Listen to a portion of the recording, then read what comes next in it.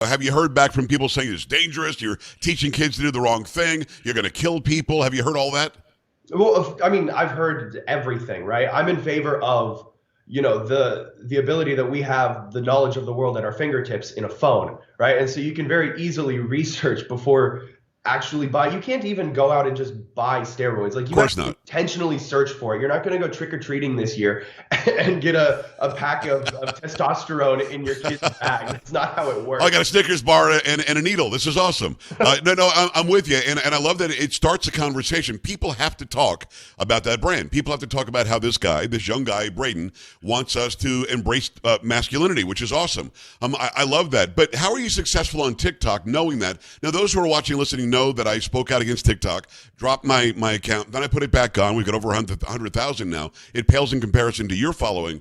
But you know that if you say take steroids or wear that T-shirt, and I'm sure you do, on TikTok, you're probably going to get flagged. Somebody's going to complain. It's like a mass reporting system on TikTok. If you say, why are we still in Ukraine and why are we spending so much money, it'll be flagged that I'm somehow a Putin puppet. So how do you get away with it? How do you show people that brand and still grow?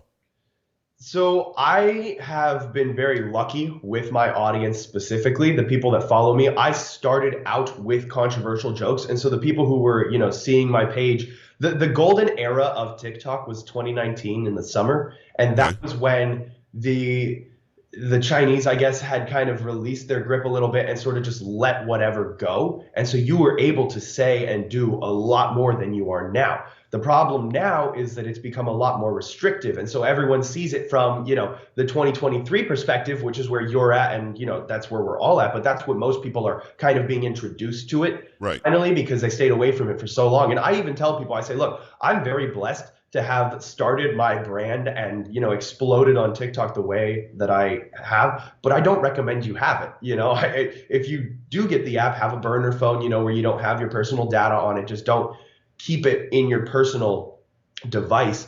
But it's been a blessing for me having the following that I have with people who care more about just having a laugh rather than being offended at what's being put out. And I almost stopped, actually, because I have been hate rated constantly with people mass reporting everything to take the videos down. I had it for almost a year straight.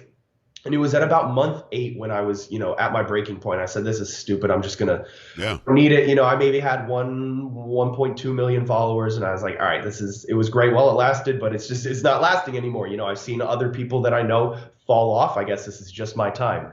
And I remember I went to my Instagram DMs just cause, and I got a message request from this kid. It was like, hey, I'm a 14-year-old. I'm a freshman in high school. And I just want to say, I get bullied a lot and I've been on the verge of committing suicide, and I found your page. And now I go home after school every day and I wait for you to post your daily video. And so I just want to thank you because you're the thing that kind of kept me going. Oh, that's great. There kept me going. And then 4 months later, I managed to break through that wall that I had hit. But like I said, my audience is amazing.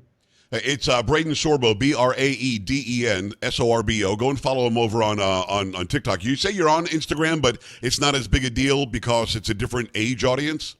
I would love everyone to be on Instagram rather than TikTok. I mean, my content there is a little bit different. I'm posting. I'm a dancer now, or sort of. I'm not by no means professional, but I love going to a country bar and spinning around and stuff like that. And so I'll post some of that, and then I'll post workout content. My main goal on Instagram is to remind people that to be healthy mentally, you have to be healthy physically. And so we'll need to, and it's literally as simple as going outside and getting sunlight in the morning, at lunch, and before dinner, right? Just getting sunlight 3 times a day, just going out for a few minutes.